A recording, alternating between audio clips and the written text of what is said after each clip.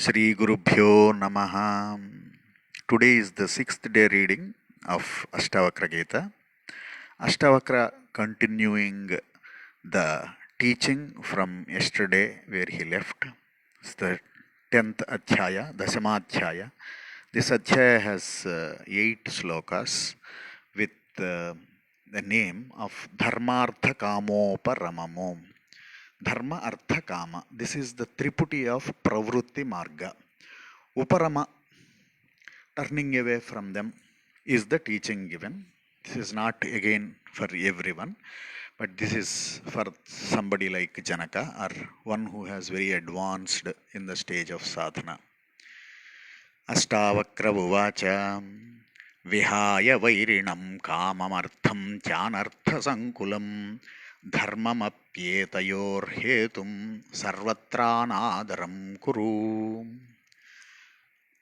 So Ashtavakra has said, Vairinam Kamam Cha Anardha Sankulam Artham.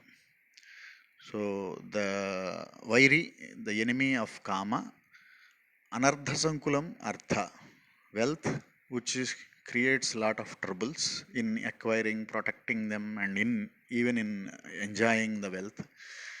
The basis for this Kama and Artha is the Dharma. Dharma is Varnashrama Dharma, knowing that I am such and such stage of life, I am such and such this thing. Doing good also is considered to be a problem.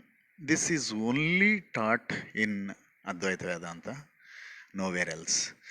Apyetayor hetum sarvatra anadaram kuru. Swapnendriya jalavat pasya dinani trini panchava mitrakshetra dhanagara dara dayadi sampadaha.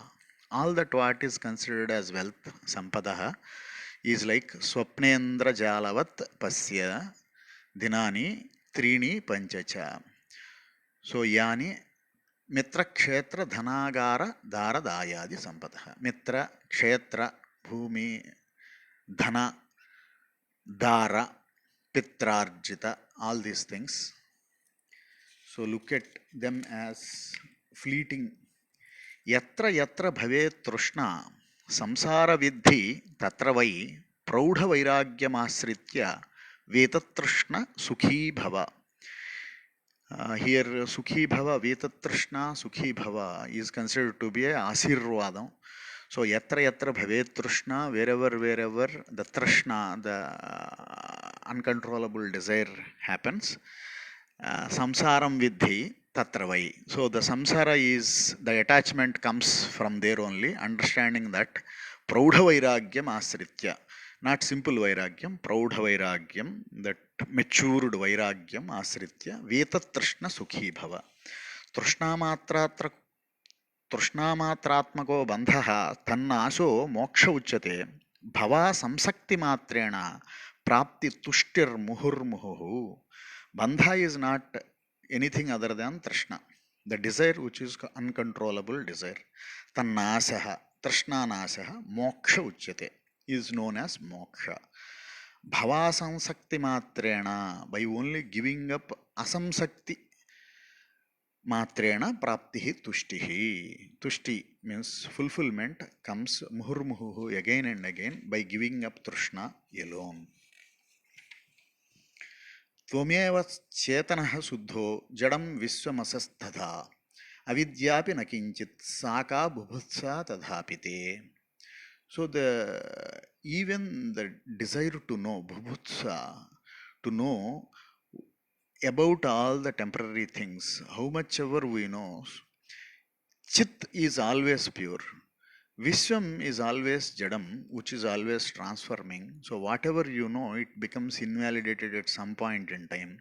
Avidyapi na kinchit. There is not knowing, the ignorance itself is not there in reality.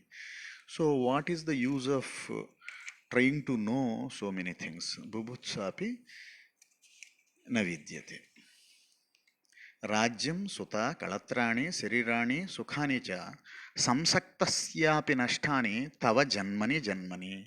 So not only this janma, for the previous parampara of janmas, tava Innunyu samsaktasya, when you are attached to this Rajyam, all the property Rajyam, our territory, Suta, sons, Kalatrani, wives, Sarirani, bodies, and Sukhani, Nashtani. All these things not only came, all these things are gone several times. Alam ardhena kamena sukrutenapi karmana yebhyah samsarakantare navishrantamabu manaha. Ardhena kamena sukrutena, by doing all the pious deeds, sukruta deeds, ardha kama will come, karmana by the actions, alam. So all the actions are temporary, all the ardha kamas are temporarily fulfilled. Yebhyah manaha samsarakantare Vishwarantram Nabhut. So, doing this repeatedly again and again, we are not getting the santi, peace. This, knowing this or thinking about this, you take decision. Krutam na kati janmani, kayena manasa gira, dukkamayasadam karma, tadadya pyuparamyatam. Krutam na kati janmani.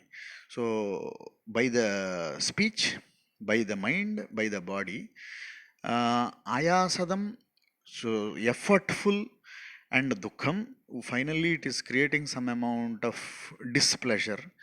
Karma, so action always is not pleasure giving, all the action is troublesome.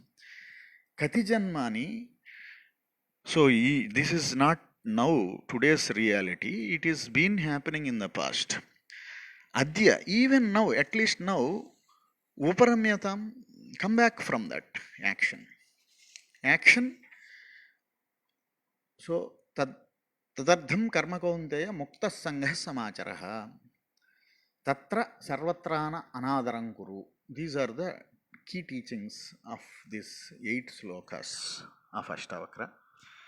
Ashtavakra continues his teaching, and we will get to it in the following days. With this, we will close today's reading. Om Tat Sat.